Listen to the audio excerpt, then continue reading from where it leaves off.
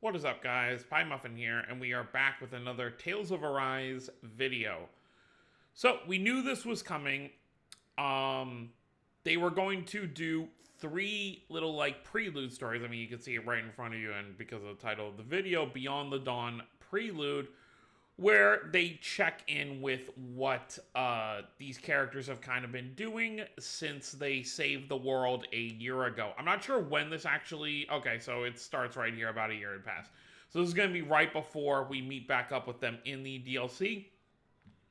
These are kind of lengthy, so I'm going to make each one a separate video. Only the Law and Rinwell one has been released so far, so obviously there will be two more videos.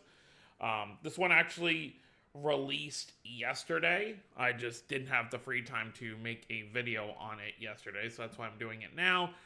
So we're going to go ahead and read through this. I believe probably like every few days, because the DLC comes out in 5 days, so I assume probably tomorrow they'll probably drop the Dohalim and Kisara one, and then probably 2 days after that they'll drop the Alphen and Shion one. And there's no videos, there's no anything like that. It's just, you do have some screenshots, just to kind of... It's like you're reading a light novel, essentially. Just a quick little story to say what these characters have been doing. It does seem apparent that they've spent... the three duos have kind of spent the last year together. So, obviously, we see in the trailer that Alphen and Shion are kind of journeying together. So, I assume it is going to be the same for the other pair. So, I'm guessing most of this past year... I mean, we'll see when we start reading this, but I'm assuming Law and Rinwell have kind of spent this time probably as a duo. And then probably the same thing for Dohalim and Kisara. But, yeah, so let's just dive in. I'm actually getting... The closer we get, the more excited I'm getting for the DLC. It's just nice to have some new Tales content, and I'll be interested to see how they kind of wrap up this story. I say wrap up, but I mean, the story was pretty much wrapped up, so I guess I'm interested to see more about what these characters, kind of have in store for the future. It's kind of like I said before, the thing I'm most excited for is Shion, because now that there's no looming... threat over her thorns are gone, she has a much more positive look to her, which is kind of something I mentioned this before. I wish in Berseria we had something like more of this before the game ended, where Velvet was kind of like more smiling and happy before the end. But yeah, so very cool. Let's get started on this prequel story for Rinwell and Law and see what we get. So, about a year had passed since the end of Renan Rule and the literal merging of the twin worlds. And with this new world came its own share of growing pains. Yeah! The shout of strength was accompanied by a heavy striking sound that reverberated across the clear blue sky. There was this feeling of satisfaction that came from precisely landing a blow on a foe's weak point. After a few seconds, the Zoogle let out a noise and its massive body crumbled to the ground. Seeing the results of his work, Law let out a deep sigh and relaxed his posture. Alright, you can come out now. Law looked back to the trees where a man trembling with fear emerged from the shadows. Strapped to his back was a large pack, indicating that he was a Calaglian merchant. Are you sure it's okay? Yeah, I don't see any others. That's got to be the last of them. Even with Law's reassurance, the merchant didn't seem to be able to shake his anxieties. He couldn't help but keep nervously glancing to and fro. To think I'd be attacked after making it this far without any problems. And they said Monancia was the safest area. It wasn't the first time Law had heard complaints like that. He just scratched his head. There ain't nowhere you can be free of Zoogles. Monancia is just a little better than most places. The merchant had known that, of course, but nearly getting devoured is a lot different than just hearing about it. Law knew the merchant was new to the trade and had never been as far as Monancia before. I mean, you really got to think about it. Trade wasn't a big thing when obviously they were still under the Rinnan rule, because no one really had freedom. You didn't have Donans really going wherever they wanted. You had some who were working for Renans that had a little more freedom than most people, but not just, merchants trying to make a living for themselves. It seems like they're going to explain what I was just talking about. The Renans who had ruled Dana until just a year prior had brought various creatures called Zoogles with them to the planet. Even back then, it wasn't rare to find groups of Zeugles running loose, free from Renan control. Okay, so now they're just essentially just normal creatures out in the world. No one's really controlling them or anything. Yeah, now all Zeugles were like that. A year later, when the two worlds of Donna and Rena merged, the Renans lost the ability to control Zeugles. It seemed to be related to the collapse of the celestial base Lenegus. Law was sure he'd heard something about that, but he'd never been particularly interested. Yeah, not the brightest tool in the shed. The important thing was the Zeugles were as dangerous as before, and people were likely to run into them even on public highways, meaning that armed escorts were an absolute necessity. It's kind of interesting they have this picture here when it has nothing to do with what's actually happening, what we're reading. I guess they're just going to be, maybe these are just screenshots of what we're actually going to see in the DLC. Relax, we made it this far, just a little further. See, Law pointed towards the end of the highway that stretched across the grassy plains where a large city surrounded by high walls was visible. A sigh of escape the merchant's lip. That must be Vicint, the capital of Menancia. It's as splendid as the rumor said. Suddenly his expression darkened. I wonder if Ulzebek can be like that too someday. Depends on how hard we try, how hard all of us try. I suppose you're right. I don't remember, what was, I'm trying to remember, was Ulzebek the, it's been 2 years since I've even booted up the game, so forgive me if I'm forgetting specific towns. Like, obviously, Vicint, I obviously remember, you know, it's a big city, but Ulzebek, was that in, like, the foresty region? Oh, okay, Crimson Crows, okay, so yeah, that's gotta be it. The merchant regained his composure upon hearing Law's encouraging words. In any case, you really helped me out. I was really worried when the Crimson Crows said they could only spare one person, but thanks to you, I managed to make it here in one piece. Once a Calaglian resistance group, the Crimson Crows... Oh, okay. The Crimson Crows were now in charge of the area they had fought for. Even after being freed from slavery, many Donnas were unsure about how to build a life for themselves, so the Crimson Crows were petitioned with every kind of request imaginable. Though that issue was shared by organization groups in every region, Calaglia had always been particularly impoverished, so it had a severe shortage in resources and manpower. Yeah, it's literally a giant desert, right? If I'm remembering each region right, I believe that Calaglia is like the first area, right? Let me make sure before I just move on just talking about stuff. Yeah. Calaglia was the basically the first region you start in, where you met Shion for the first time, and obviously Zephyr was there. But yeah, so it's just a huge desert, not really many opportunities to really grow anything there. A certain number of escorts were needed to safely travel the roads, so requests by solo merchants tended to get put on the back burner. That's where Law decided to step in and offer his services. The merchant had been uneasy to only have a single boy as his escort, even if he was a member of the Crimson Crows. So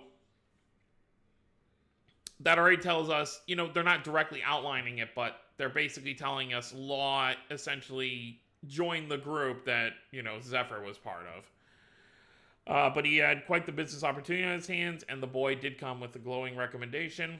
After a great deal of worrying, he decided to accept the help in the end. So what's very interesting about this is that it doesn't seem like... In the trailer, it seems like people know Alphen and his group as the heroes that saved, you know, Donna. Because they say, why would the hero of Donna do, you know, help people like this? Which is the very interesting thing. So it makes you wonder, do people just know as Alphen is the one who saved the world, and the rest are just, you know, not as well known, or maybe just some people just don't know. I mean, it's only been a year, so I'm sure not everybody in the world is going to know them as these heroes. But, I guess we'll see. Amazing how you took care of all those Zeugles by yourself. I'm sorry for downing you. It was no big deal, and I wanted to go back to Vicint anyway. So it's a win-win for both of us. Elated at the compliment, Law tried to act humble. Truth be told, however, not many Donnans could face even a single Zeugle on their own, let alone multiple Zeugles at the same time. Having made it through the war and the year that followed, there was no doubt in Law's strength, and he had the calm and composure to match it. The merchant spoke as if something had just occurred to him, perhaps due to the law's air of confidence. Come to think of it, doesn't Vicint have a training grounds where fighters test their skills? Is that why you're going there? No, I just have a friend or someone to see there. Law's voice suddenly trailed off and I started darting around. The merchant looked at Law with an understanding smile and clapped his hands together. Aha, so that's how it is. How rude of me to ask. No, you got the wrong idea. His earlier dignity now gone, Law's voice went up a pitch. His desperate denial had him acting his age, while speaking volumes about his true personality. Law cleared his throat and spoke as if to rush along the smirking merchant. Come on, let's get going before more Zoogle show up. All right. Thanks again for the help. So, we can already put two and two together. Law was taking on this job. Vicint is probably where Rinwell is working at, and he's going to see her. This just kind of worked out. As he walked behind the merchant who wore that knowing look on his face, Law scratched his head once more. He always ended up making a mess of things right at the very end. Whatever. He gave a small shrug and started walking. As to not let the merchant get too far ahead, his eyes were focused not on the merchant, but on the palace that towered above the center of Vicint before them. His expression had changed, reflecting a complex mix of emotions. I wonder how she's doing. Obviously thinking about Rinwell. So now we're skipping ahead. I guess now we're going to see what Rinwell is up to. But due to the syntax here, then this term, it reverses the meaning. The voice in the corner didn't match the dimly lit room with its overflowing bookshelves. A large desk piled high with mountains of books, and on the other side, two dainty fists thrust up toward the ceiling. That feels much better. Now it all makes sense. I thought something was off there. Reclined against the back of the chair, Rinwell stretched out with a look of satisfaction on her face. Next to her, flapping and floating at head level, was the white-donned owl Hootle, who seemed to have noticed something. Hoot hoot. Huh? Someone's there? Rinwell responded as if waking from a dream. What are you doing? Building a book fort? Rinwell remained in her celebratory pose, shifting her gaze to see who else could be in the room with her and Hootle. The face of Greeter seemed exasperated at the massive mounds of books. Oh, Law, what are you doing here? What? Well, I just happened to be in the area on a job. Uh-huh. Is that right? In response to Law's insistence that he was only here by chance, Rinwell made a big show of acting like she didn't care. She'd grown more strategic since he last met. I went to the trouble of dropping by. Couldn't you at least act a little happy to see me? Thinking he was being strung along, Law cleared his throat and cast his gaze over the desk. He couldn't even begin to guess how long it'd take to finish reading the staggering mounds of books. Longer than he'd ever be alive, that's for sure. So you've just been keeping yourself locked up in here? How do you not get bored? Easy. I get new insights and knowledge with each page I read. And just look at all the pages in all of these books. It's like I'm surrounded by mounds and mounds of treasure.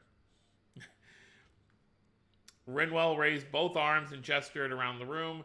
Massive rows of bookshelves were lined up like so many walls. And every shelf was stuffed to the brim with books. Some came with the Renans, and others were done in books before the Renan subjugation. I'm amazed they still exist. You thought they would have taken, gotten rid of them all. Rinwell's eyes sparkled with excitement and euphoria. Hoot. Hootles exasperated too. Don't you ever get tired from all of this? Not really, but the book I'm reading now is a little tough. Wow, so there are books even you struggle with. It was a frank compliment without a trace of irony. Rinwell was caught off guard by the honesty. It's not like it's hard per se, but it's a Donnan book, so the writing is really archaic. Rinwell's speech quickened as if trying to hide something. I mean, in the old days, Donnans had different dialects which varied from place to place. Even though nowadays, Donnans and Renans speak the same language, huh? Law's voice sounded distant. The Renans had come from another world to invade Donna, yet they'd always spoken the same language. In fact, this was because they'd been created from Donnans. The ones who created them, the Helenquill, likely had a language of their own. But either the Renans physically couldn't speak it, or the Helenquill thought that having a shared language would help the Renans rule over the Donnans. That was Rinwell's hypothesis. I mean, it makes sense. And then over 300 years of rule, many languages and dialects disappeared, with the exception of one still in use today. Okay, so this is just really just explaining a lot of, why their languages were somewhat different. But that was all ancient history now. Law's eyes turned back to Rinwell's desk. He spotted something besides the books. It was the dried up remains of a half-eaten meal still on its plate, and the last traces of some sort of drink at the bottom of the cup. This could only mean, wait a minute. When was the last time you ate something, or for that matter, the last time you slept? Now that you mention it, I'm not quite sure. It's always so dark in here, it's hard to judge time. Alright, so she's just like Rita. Losing track of time when looking at all of this. Rinwell awkwardly smiled. Law scratched his head and muttered under his breath, still loud enough to be heard. Sheesh, I take my eyes off you for 1 second, you end up like this. Seriously, I don't see how this is any of your... Hoot hoot.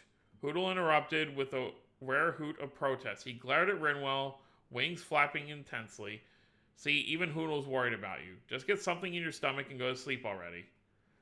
Ugh, you two, okay. 2 against 1. Seeming to recognize she was at a disadvantage, Rinwell nodded begrudgingly. Okay, we're moving on. As the morning sun rose from the other side of the mountains, a long, crooked shadow was cast by the light of the illuminating city. People are out and about in the streets, even at this early hour. Merchants bustled around, setting up stalls for the day. Even at a glance, Donans and Renans were recognizable by their clothing. And there was even the enormous armored soldiers whose silvery garb glistened in the morning light. The residents moved about without showing the slightest hint of fear for one another. So that's good. So a year later, most people just see each other as, citizens, which is good. I do wonder, though, because Renans, that lived, up on the Ark or whatever you want to call it. I forget what it was actually called at first, thinking about it. That was so very futuristic. So now living, kind of down on the planet, I'm sure that took some getting used to. Lost out on the steps leading down to the street from the palace, gazing absent-mindedly over at the scene that stretched before him. It was the same as ever. Monancia, with Vicint at its center, the only place in the world where Donans and Renans lived together as equals. Monancia had achieved racial harmony even before the Donans were liberated. Now, a year later, the city was seen as a pioneer. I wonder if Ulzebek can be like that too someday. The Radiant City was the inverse of many problems experienced in other areas. Only a year earlier, the Donans had been slaves to the Renans. Law himself had played a role in bringing down that system, but it was too soon to expect everything to change. Law narrowed his eyes at the brightness of the dawn. So this is where you were. He raised his head to see Rinwell peering down at him. You're awake already? When I woke up, it was morning, you were gone. I thought you left or something. Talk about a shock. Her tone sounded somewhat like a reproach, but standing there, she seemed relieved to have found Law. As if I'd lead like that. Sighed. You need to get proper rest. It was hard to tell if he was speaking from genuine concern or just making up an excuse. She was used to this kind of behavior. Rinwell sat down beside him without saying a word. After staring in the same direction for some time, she opened her mouth. Thanks. No prob. Silence again, the two listened to the bustling sound of streets. Law sensed something and turned to the side, only to find Rinwell staring at him. Was she waiting for him to say something else? Illuminated by the morning sun, Rinwell's face looked somewhat different than usual. Suddenly, Law's throat tightened. Oh, that's right, I've got a delivery. He averted his eyes and searched through his pockets. He didn't see how Rinwell responded. He couldn't. A delivery? Yeah, this. He thrust forward his hand, holding an envelope. A letter? Yeah, from Alphen and Shion. Shion? Her voice rose as she snatched the envelope from Law. She opened it, no longer even taking notice of him. Fed up with her behavior, Law wanted to mutter a complaint, but he couldn't help but smile as he watched her fervently read the letter. Whatever. At the end of the day, this was just... we don't even know. I'm sure whatever's in the letter is something we'll see in the DLC. At the end of the day, this is just how they were. No matter what might happen, this is what they were right now. Law continued to watch until she finished reading. Hootle, who'd been sleeping inside Rinwell's hood, opened his beak, let out a yawn, and then he went right back to sleep. And that is the end of the prelude for Law and Rinwell. So this does seem to be setting up like that they both don't really know how to come to terms with their feelings for each other. Not even come to terms, but just like which one of them is going to say something first. So we will have to see if any of that kind of progresses in the DLC. They said the DLC is supposed to be like 20, 30 hours, something like that, if you do everything. So hopefully we get some good stuff for Law and Rinwell here, you know, progressing their relationship. And I guess we'll see what happens with the other characters. So once they drop the next ones, I will make sure to make another video on it. So let me know what you guys think down below. Let me know what you think about Law and Rinwell, what they're kind of up to. So Law seems to be kind of doing like a mercenary role, whereas Rinwell... Did I say Rinwell is doing mercenary? Law is doing a mercenary role, just in case I said it wrong. And Rinwell seems to be doing a lot of research in, you know, the different cultures between the two races. So that's what these two are up to. And I guess we're going to see what our other 4 party members are up to as well. So that's going to be it, guys. Hope you all enjoyed. Don't forget to subscribe if you're new to the channel. I'll see you next time. Have a wonderful day, everyone.